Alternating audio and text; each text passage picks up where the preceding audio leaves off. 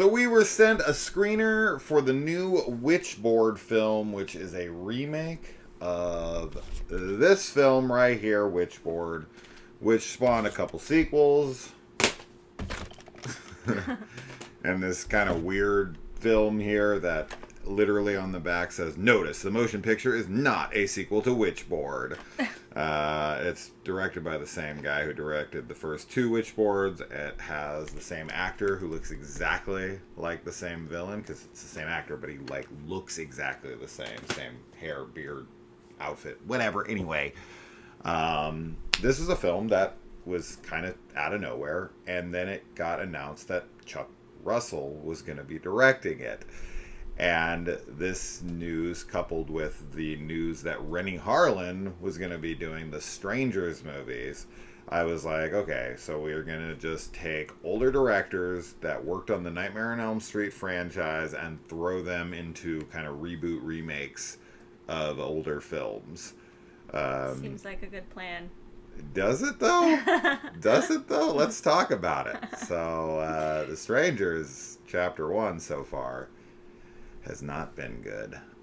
Let's see what old Chucky boy, who made The Blob, as well as Nightmare on Elm Street 3, Dream Warriors, which is probably the most well-regarded sequel, for sure the most well-regarded sequel in the franchise, but maybe even the most well-regarded Nightmare film, as well as The Mask with Jim Carrey.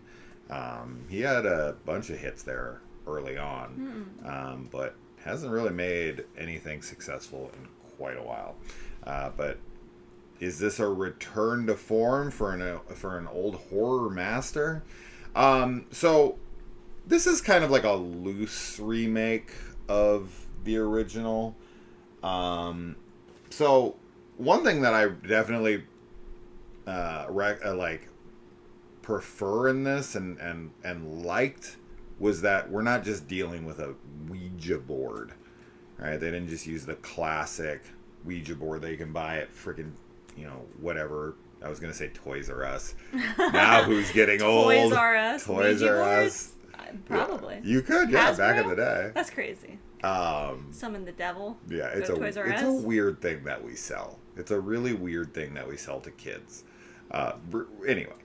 So this time we have a Witchboard that falls into the hands of a couple who is starting a restaurant in New Orleans, and she uses it and things go wrong. I mean, that's really all you need to know as far as that goes. As far as like the remake aspect of it, there's some similarities. There's kind of like a love triangle going on, much like in the original, although this is like gender swapped. Okay. This movie is interesting because this is coming to theaters August 15th. This definitely does not feel like a movie intended for theaters. This feels like a direct-to-home release type of film. I know that a lot of people will watch this and just be like, this is outright terrible. Yeah. And it's not good. I'm not going to say it is. I do like aspects of it. I liked things, right? This is one of those cherry-picking films for me where I'm like, oh yeah, that was pretty cool. That was cool. That was unique. But, yeah, there's a lot of cliches, to say the least. A really bad CG use. Really and bad. The script is messy. What'd you think? I did not like it. I was excited for it. I haven't seen the original, so I don't have anything to base it off of as far as, like, the remake status of it goes, but just as a film in general, I thought it was really bad. I think, like you said, I could definitely cherry pick some things that I thought were okay and fine, but it was just like, I don't know, it's kind of one of those movies that just feels like there's no passion in it at all. And like we were commenting as we were watching it that there's so many shots like of New Orleans and just general like establishing shots that have And throughout the film, there's like no style at all. And this is the kind of movie that should have a ton of style. It should be very, whether it's supposed to feel Halloweeny or spooky, but it just seems like it has a lot of potential to have atmosphere, to have style, and it doesn't have any of that. And that's a bummer, because I think that the location is really underutilized as well. Like, New Orleans is a really cool place with a very rich history and a lot of spooky stuff that goes on there. And it Permits cost money. I know, but it just felt like the establishing shots of New Orleans, like, seriously felt like stock footage almost. Like, I don't know. It's got that flat digital look. Really bad. So that was, just in general as far as how everything looked. But then, the story's fine. As you had said, there's a lot of cliches. One of the things that kept annoying me is they kind of, this isn't probably the first film to do this at all, but talking about, like, the ancient practice of Wicca. And Wicca's a really new religion. It was, like, founded in the 1950s or something, and I know it's supposed to be based on more ancient pagan practices, but Wicca itself is very new, and witchcraft in general has so much variety to it. I mean, go to any country on the planet and there's some folk magic witchcraft type practice going on, but all of them are very unique to the location that they're from, and European witches have a very specific vibe to them, and obviously it's the burning times and everything is a big inspiration for a lot of horror films, which makes sense. But it just, the Wicca thing in this was funny to me, and I think if the original film, which was in the 80s, also calls it Wicca, that makes sense, because I feel like that time period, the 80s and 90s, there was this really big the New Age movement kind of starting to sprout out. And Wicca is one of those religions that, especially I know in the 90s, I mean, there's so many films about witches in the 90s, and Wicca was, everywhere, all these bookstores and everything. So is Wicca a religion? Yeah, Wicca's a religion. That's what it's Wicca is a nature-based neo-pagan religion. Okay. So, and it does incorporate European practices with witchcraft type stuff. And what most people think of when they think of witchcraft is Wicca, usually. Right. Or they think of the really spooky witchcraft where you're, sacrificing babies and stuff. Sure. The film builds to somewhat of a climatic moment in the restaurant that was like, I don't know, this film feels like from the 90s. It does. That kind of makes sense for sure from who's making it, even though he made a lot of films in the 80s.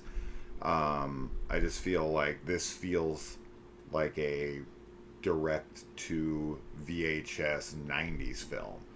And the overuse of CG and bad CG at that, and a lot of like blood spray, and man, one thing I've always found to be ridiculous and as cliche as it could possibly get is like cat scares, like a cat jumping into frame. Like, if you get that in a movie, it's always like, oh, Jesus Christ. I mean, even Halloween 2 does it. Like, it's not one you really want to use, but you sure as shit don't want to use it like 6 times. It's used a lot in this. I couldn't believe how many times we had a cat jump out. Now, the cat in the movie is a character. Oh, yeah. So technically, it's not just a random cat constantly being thrown at the screen, but it's used to the same effect every time. And there's some really corny dialogue. Yes. And delivery, especially from our lead male. I don't even remember. Yeah. I don't know this actor's name. Christian. I know that this movie stars. Yeah, we remember that one at least. Christian. Madison Iseman, however you say her name. She's fine in this. She's good. Jamie Campbell Bower from Stranger Things and other. very hammy, I Yes, thought, in this. yeah. Really, he is a good actor, but this is sort of one of those, it just doesn't feel like it matches everybody else. Kind of, you know what I mean? Like, where I think he's doing a good job, but it's really hammy and really dramatic. I blame the director. And it doesn't match the rest of the actors and, like, the film in general. Yeah. His character is supposed to be kind of the evil, rich mastermind type of character, so... But yeah, I think the direction in this is really poor, and that's where the film suffers the most, because we've seen a lot of films that have poor CG that you can overlook when other aspects of the film are great. And that's, you know, the CG, the lack of style, the dialogue and delivery of a lot of that dialogue, all that stuff added together makes the film pretty poor. There's also a plot line in this that deals with the past. And, you know, it's integral to the plot overall, for sure. But there's something that happens, and it's connected to the past. And it's a big deal. And then we just go away from it for a long period of time. And you're like, what happened to that? Because that's really important. It's just sort of ignored, and it's finally brought back up again and resolved, but it's like you can't deviate from it that long and expect us to be connected to it still with its urgency. You know what I mean? And there needs to be a sense of urgency with that secondary plot line that's going on.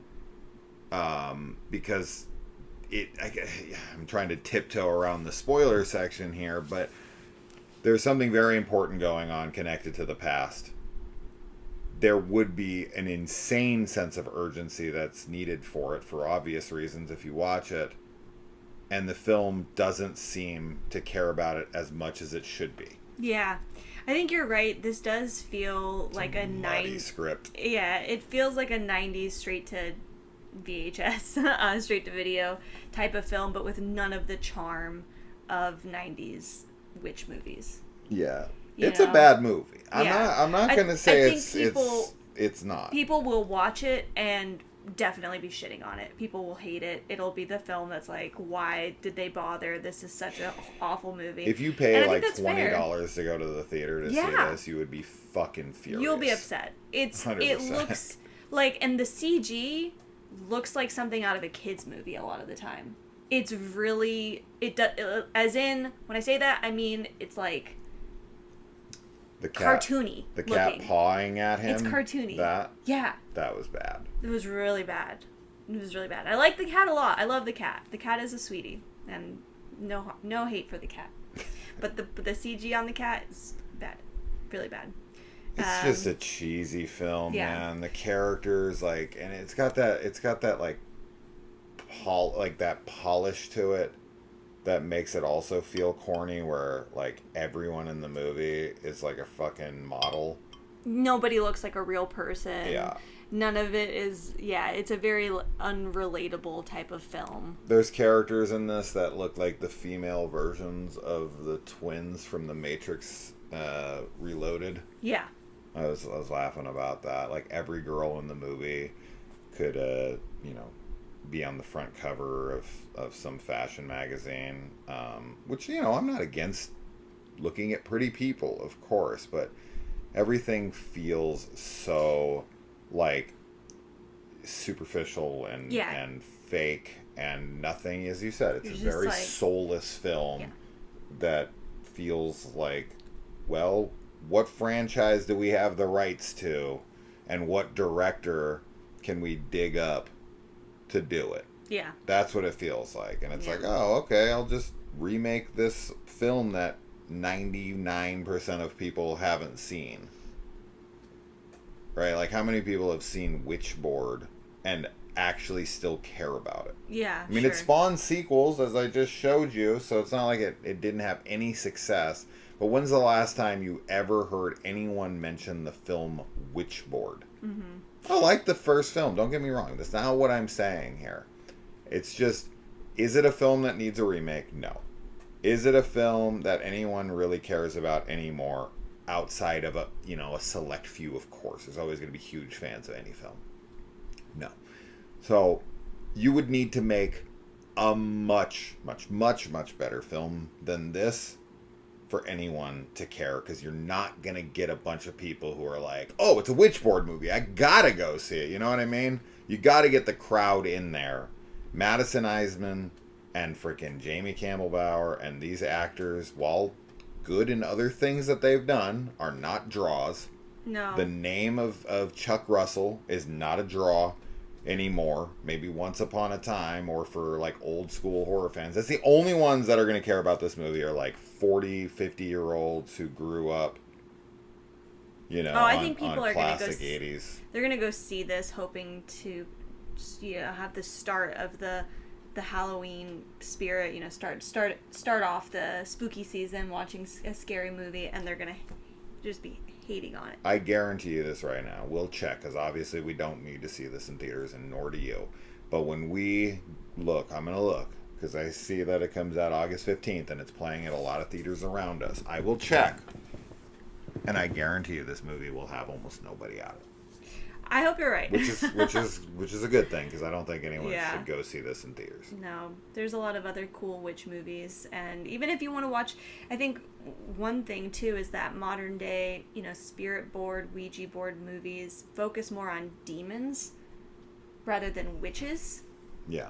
It's always what people associate with Ouija boards, and witch movies in the modern day, it's interesting. You usually get the misunderstood woman story that's cast as the witch by the village or whatever, or you're getting an evil witch, like a legit witch that wants to hurt people. Yeah.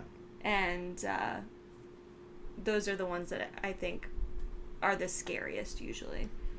Yeah, you're definitely going to be very confused about motivations and why people are doing what in this film. Things get explained at the end. They do, but man, it takes way too long, because this movie's almost 2 hours long. It's 1 hour and 51 minutes or something, and there's a post-credits thing. It's not post-credits. It's a end title scene, I guess, they show the title of the film as it ends, and then it immediately goes into the next scene, and that scene feels so tacked on, so pointless, and leaves you scratching your head. And also the reveal at the very end that leads into the credit thing, like a tease for a sequel or something, where you're like, that's never happening. Oh yeah, no, I would be shocked. Yeah, truly shocked. I mean, I've seen Stranger Things have happened, of terrible film. Stranger Things. Get it? Because he plays Vecna? Alright. Yeah, I've seen a lot of shitty movies get sequels. I've seen a lot. I've seen franchises out of shit you would never imagine in a million years. I mean, how many Evil Bong movies have there been? How many Ginger Dead movies have there been? And how many crossover films have there been of those two franchises? Just one that I'm aware of, but still, one too many. It's insane. They're entertaining to a degree, but no one's asking for them. Anyway, all right, that's that. Anything more on this one? No. Yeah. Oh boy, definitely a pass. I just wanted to be fair and say that there are things in here that I liked. There was moments where I was like, oh, that's funny, or that's cool, or whatever. But man, they're few and far between, and the movie as a whole is bad. Yeah. But yeah, sure. No, people will see this and they'll be like, this is abysmal, this is dreadful. This is why horror movies suck. This is going to be that film that one person's like, I'll give another horror movie a shot. I haven't watched one in 30 years. Let's see how they are today. They're still trash. Yeah. They'll have a pick. They'll go to the theater. It'll be like Weapons. Oh my god, Weapons. Or this, and they'll be like, Weapons? We haven't seen Weapons, but that's probably an action movie or something. Yeah. I'm going to go see Witchboard. That's clearly a horror film. Yeah. Because these are going to be out in the theater at the same time. That's crazy. We haven't seen Weapons yet, but I would 100% is better than this. Yeah, I would bet my... I was going to say my soul, but... Your entire government pension? That I don't have, yes, on the fact that it's going to be better. It's a Book of Shadows, Blair Witch 2 reference, whatever. I'm a weirdo. I'm done. Anything more? No. All right, bye. Bye.